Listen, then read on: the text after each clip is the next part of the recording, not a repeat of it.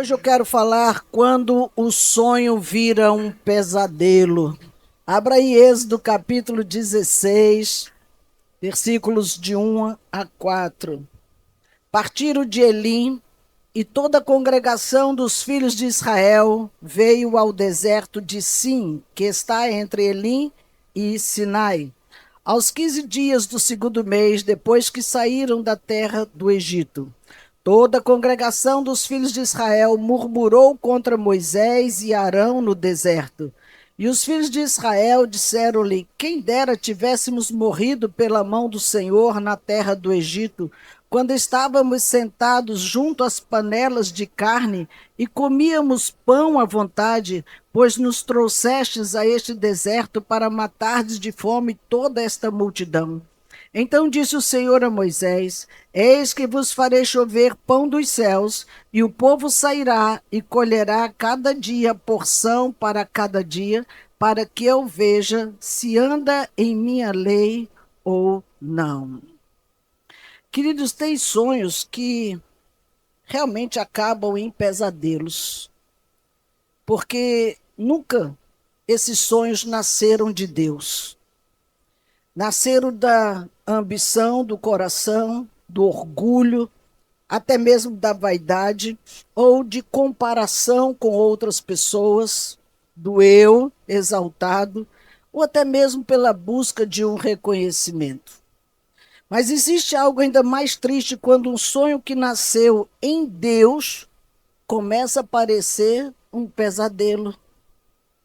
E nós ficamos assim: Senhor, será mesmo que o Senhor me chamou para fazer isso? Será que eu estou no lugar certo? Eu estou desenvolvendo o meu chamado mesmo? O chamado ministerial, irmãos, é um dos sonhos mais preciosos que um chamado tem. Uma pessoa chamada por Deus tem. Paulo diz em 1 Timóteo 3,1, esta palavra é fiel. Se alguém aspira ao episcopado, excelente obra ele deseja. Então, se nós desejamos algo relacionado a um ministério, nós precisamos saber que não é qualquer coisa, é algo excelente. A Bíblia nos conta que houve um tempo em que muitos de nós, aqui, Igreja Renovada, sonhamos com aquilo que nós estamos vivendo hoje. Plantamos essa semente lá atrás. Cada discípulo um líder, cada casa uma célula. Cada discípulo um líder, cada casa uma célula. Você era sozinho. E hoje você tem célula. Hoje você tem discípulos. Hoje você vive um sonho. Sonhava em pregar, cuidar de pessoas, discipular, até mesmo plantar igreja. Hoje você está numa base. Quantas bases foram plantadas? Ver vidas transformadas e servir a Deus com toda a sua história de vida. Era um sonho anos atrás. Estamos vivendo sonho plantados lá atrás. Agora você lembra quando que você vive hoje? Era apenas esse sonho? Quando você não tinha nada, você não era nada, ninguém nem te conhecia. Hoje te reconhece como líder, te honra como líder e até te vê como um líder e outros não mais. Israel, irmãos, ele viveu aproximadamente 430 anos na terra do Egito. E durante esse tempo eles sonharam 430 anos com a sua libertação. Era um sonho que parecia até difícil. E a Bíblia diz que Deus ouviu o clamor do seu povo. Levanta Moisés, quebra as correntes, abre o mar e tira o seu povo do Egito. Maravilha! Deus realizou um sonho de 430 anos, sair do Egito. Este era o sonho. Eles não tinham outro sonho de nada. Eles só queriam sair da escravidão. Observe isso, irmãos, que Israel só queria sair do jugo de Faraó, deixar de ser escravo. Eles não tinham outro sonho. Mas bastaram cerca de 30 dias para que aquele povo começasse a reclamar da liberdade. Duro, né? Não demorou muito tempo. A sequência foi muito dolorosa. Sonhar, Deus realizar e transformar esse sonho num pesadelo. Como assim, Deus? Como assim, digo eu? Vocês queriam sair. Estava esperando o quê aqui fora? Estava esperando que aqui fora, no Jardim do Éden. Irmãos, o sonho de Israel não era perfeito. Havia deserto, havia sede, havia caminhada, havia processo, havia dependência diária de Deus. Mas ainda era um sonho. Às vezes nós não sabemos sequer projetar o nosso sonho e fazemos sonhos irreais, porque achamos que vamos sair do mundo e vamos cair no Jardim do Éden. Esqueça! O Éden já ficou para trás. Não é assim a nossa jornada com Deus, irmãos. O maior sonho não era o caminho no deserto sem problemas. Deus não disse isso. O maior sonho era simplesmente sair da escravidão do Egito. Era deixar de viver escravo do pecado. No nosso caso, eles eram sair do jugo de Faraó. Mas esse sonho que virou para eles um pesadelo, ele tem algumas coisas. A primeira delas, quando o sonho do chamado traz o que você não sonhou. Você projetou um sonho, mas não viu as consequências desse sonho. Jesus disse em Lucas 14, 28, pois qual de vós, pretendendo construir uma torre, não se assenta primeiro para calcular a despesa e verificar se tem os meios para concluir? Quando você projetar um sonho, calcule até o final desse sonho, porque eles só sonharam sair do Egito e nada mais. Quando veio as dificuldades da jornada, veio a reclamação, eu quero voltar. Eu estou com saudade da cebola, eu estou com saudade da peia, eu estou com saudade. Tá mesmo? E assim muitos agem, irmãos. Quanto tempo Israel sonhava com essa liberdade, mas não sonhou com o deserto. Ele sabia que sair dali, ele ia andar no deserto, não tinha nada ao redor. E como até hoje não tem ainda, é um deserto longo para atravessar. Sonhava com a saída, mas não sonhava ou não contava que essa saída era na pernada.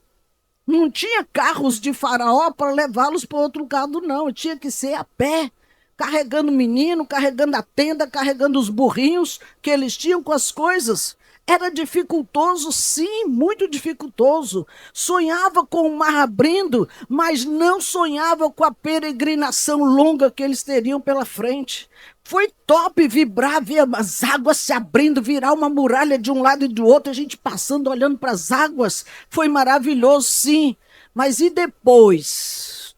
E depois?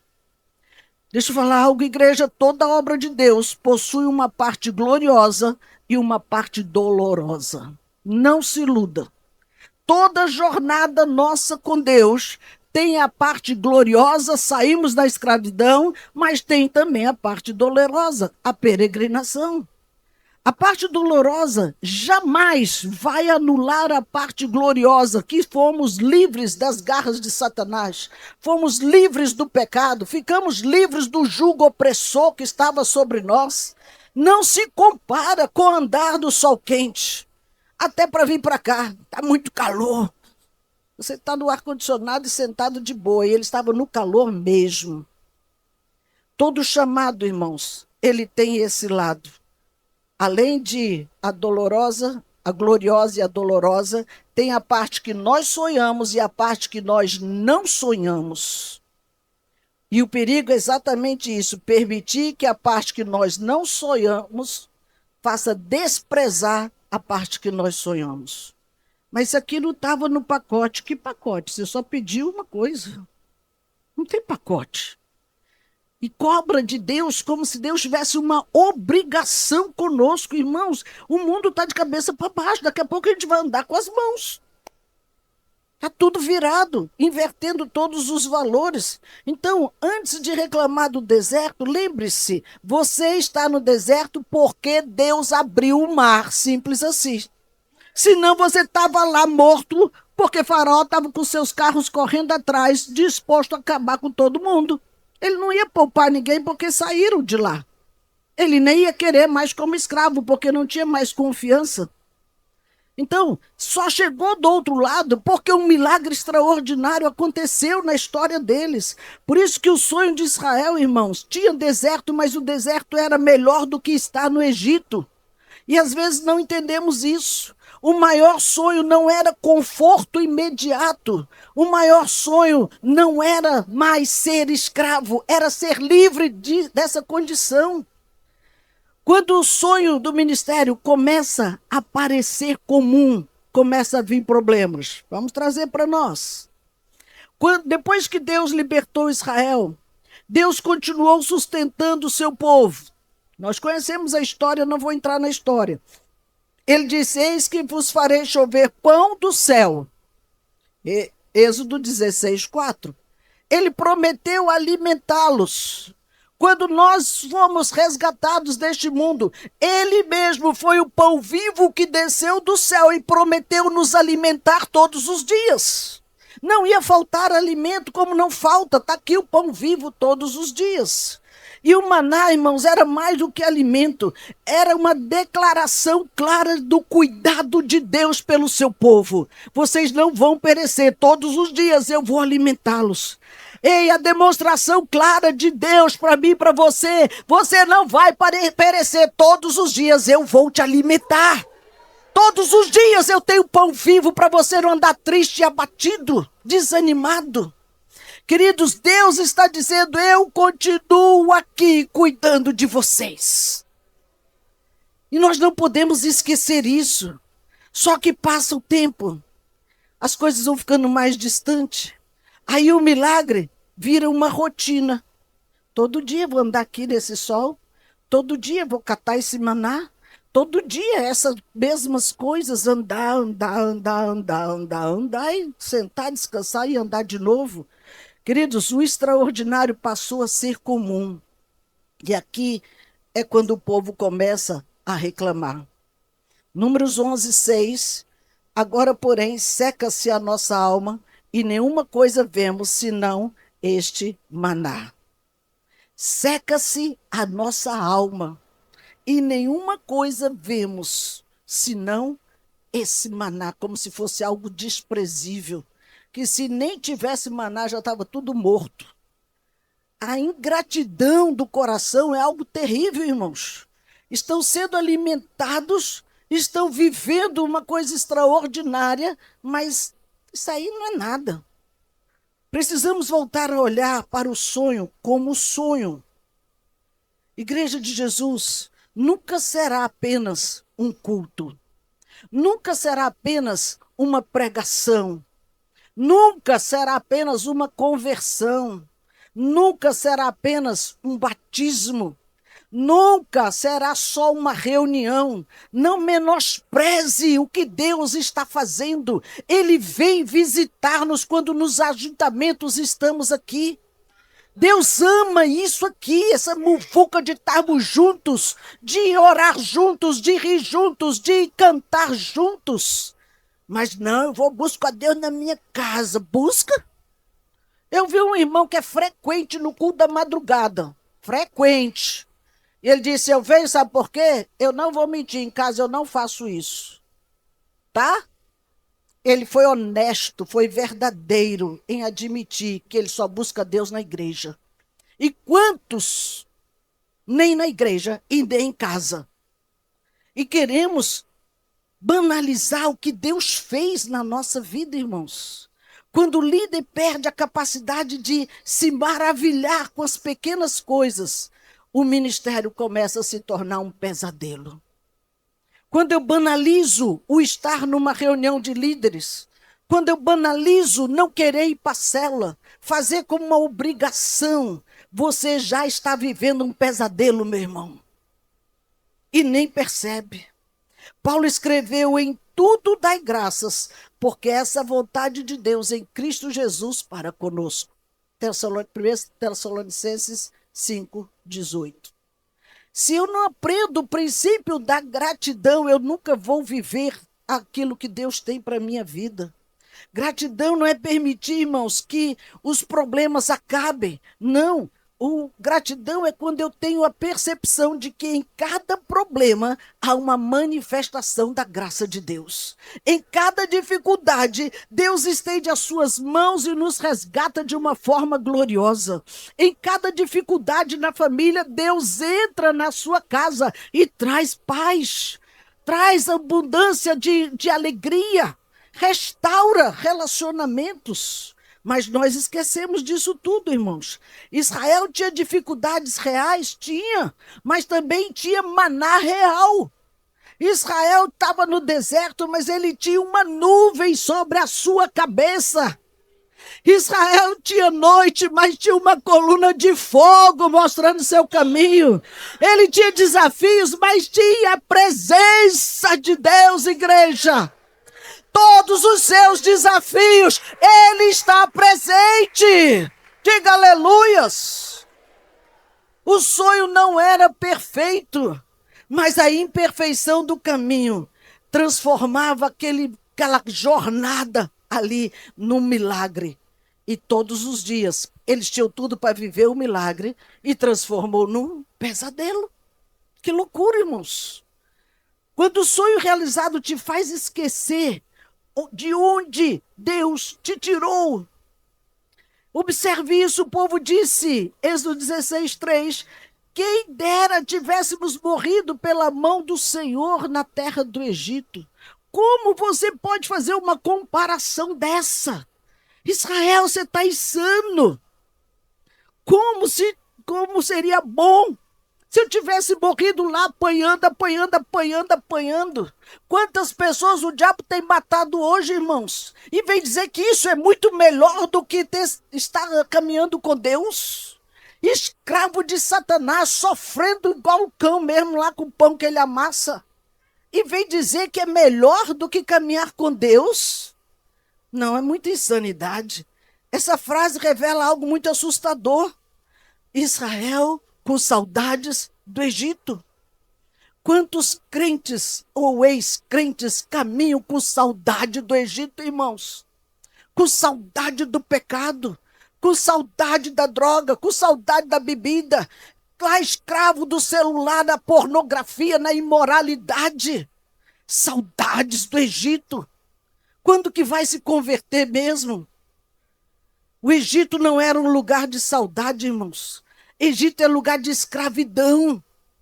Este mundo é lugar de escravidão. Vive lá subjugado. A Bíblia diz nesse versículo 13 que os egípcios com tirania faziam os filhos de Israel os servir. Então não era um serviço voluntário. Hoje você trabalha porque você quer para Deus e muitos nem querem. Não querem mais servir a Deus em área nenhuma. Se contentam em sentar nesse banco e ir para casa. Eles lá serviam obrigados e na peia todo o tempo. E vem dizer que era melhor do que servir a Deus? Presta atenção, irmãos, a murmuração, ela tem uma memória seletiva. É triste isso, mas ela apaga os chicotes, apaga as correntes que viviam preso, apaga as privações, as lágrimas, o tijolo, a opressão, e só lembra da cebola, do pepino. Ei, que loucura é essa? Como que a cebola e o pepino é tão interessante? Tudo isso que eles sofriam não eram? Davi nos ensina, irmãos, a sua própria alma, e ele faz lembrar. Salmo 103:2, bendize, ó minha alma, ao Senhor, e não te esqueças de nenhum dos benefícios do Senhor. Temos que parar e levar nossa alma a lembrar quantos benefícios de Deus nós ganhamos.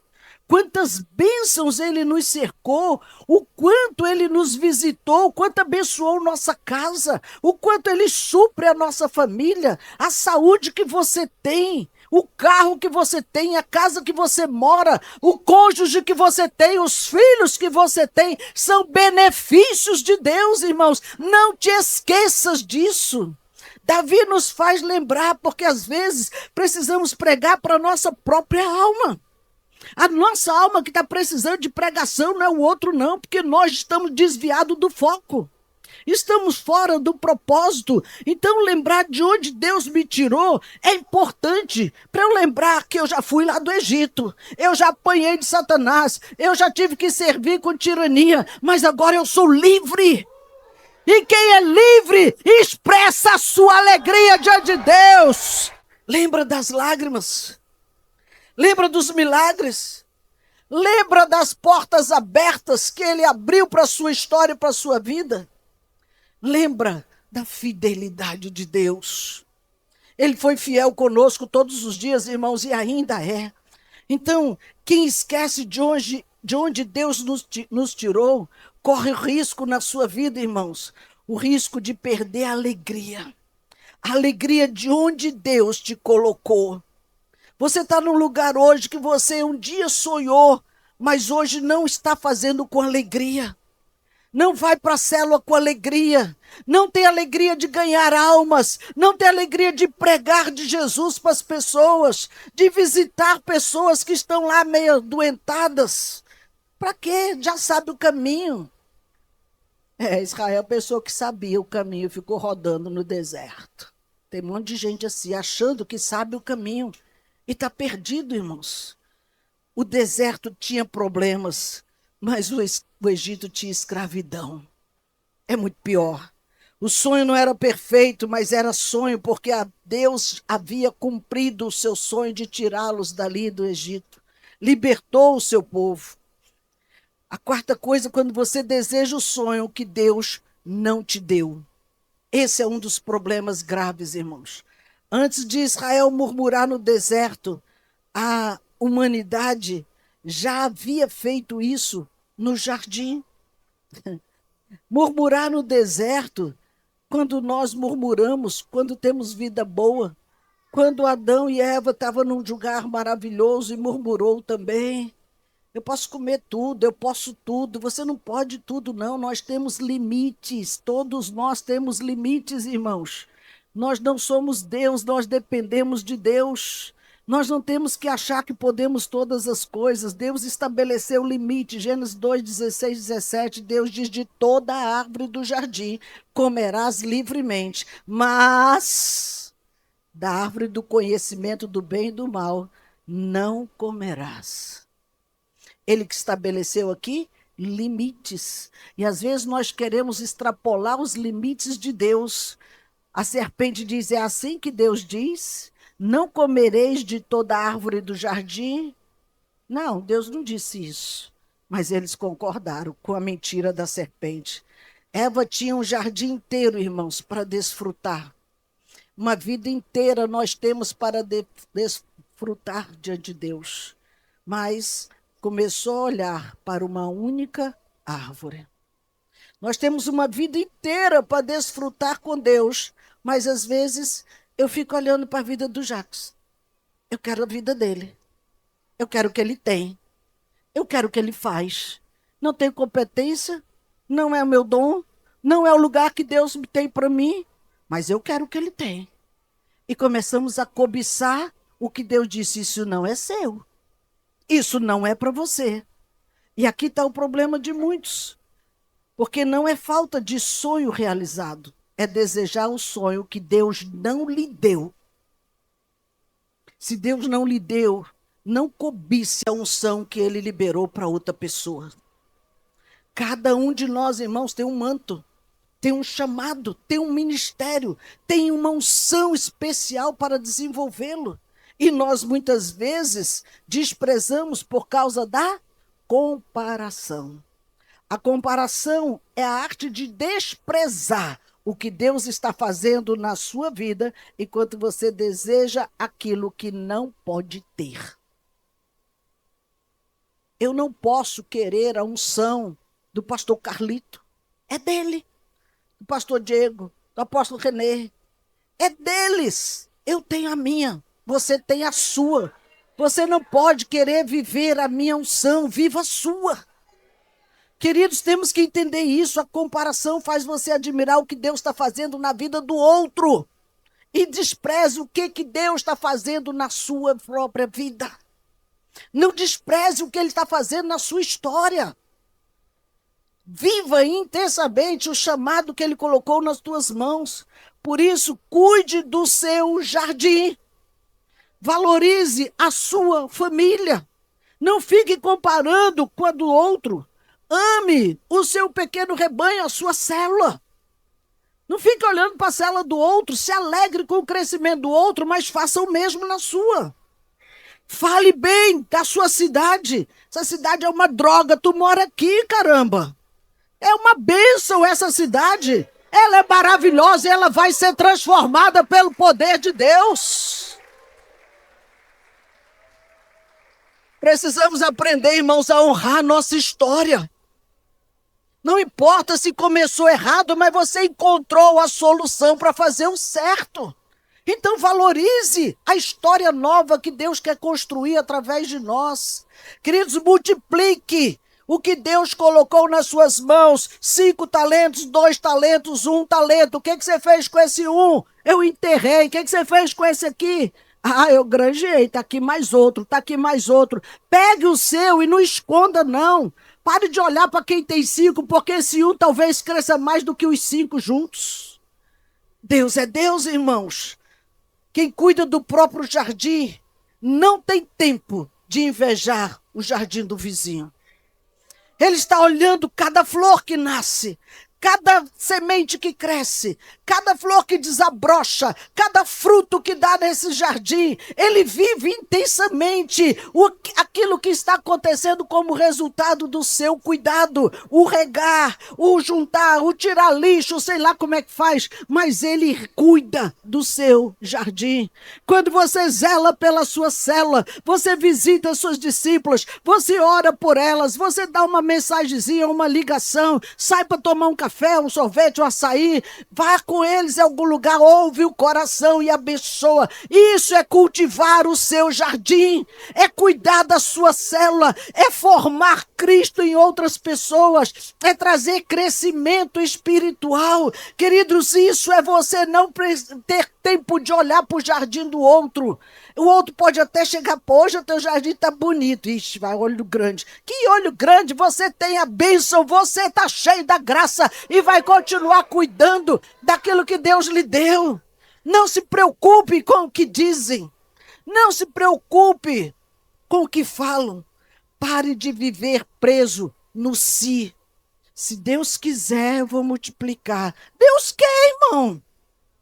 Deus quer, minha irmã. Ele diz crescer e multiplicar-vos desde o início. Como que se Deus quiser?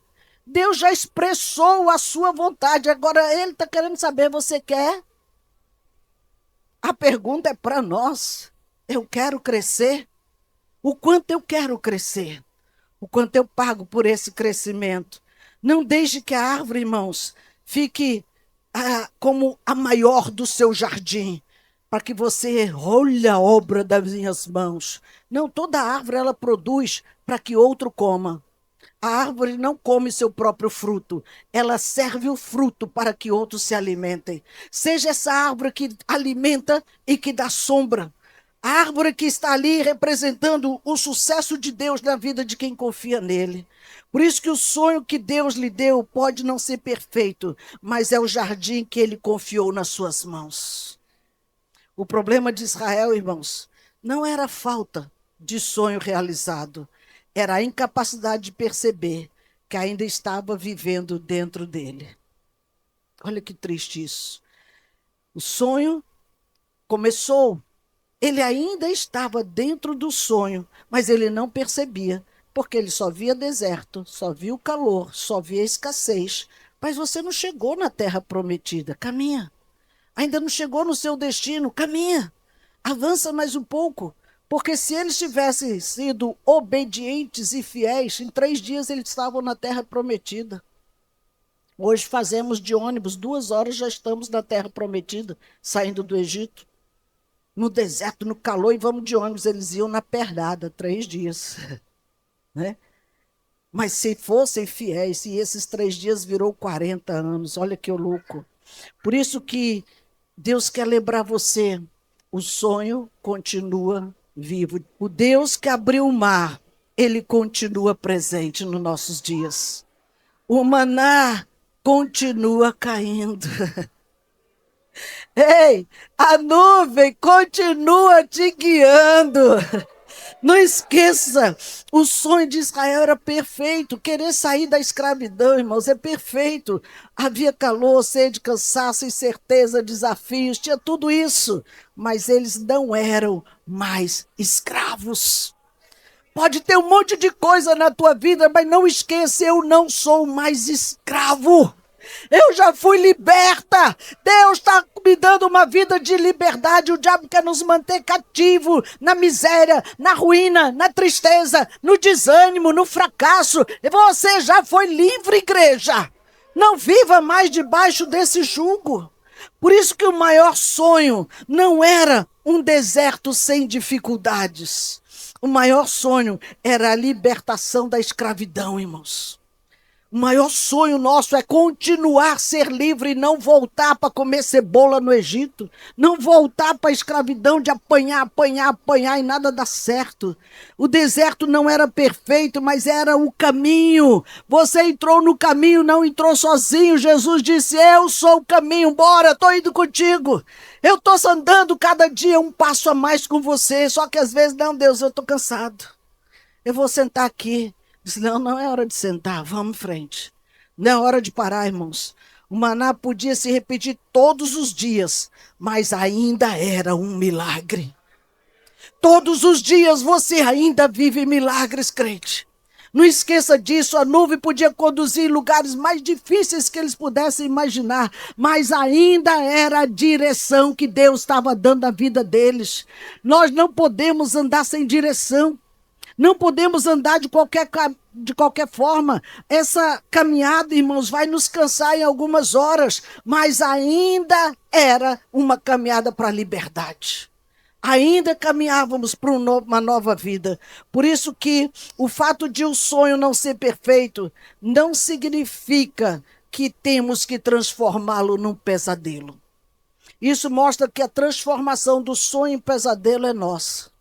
Mas se você pudesse voltar ao dia em que você recebeu o seu chamado, o dia que você chegou na frente do altar, e aquela versão ainda mais jovem, você sentir ao ver tudo o que Deus já fez, qual era a sensação?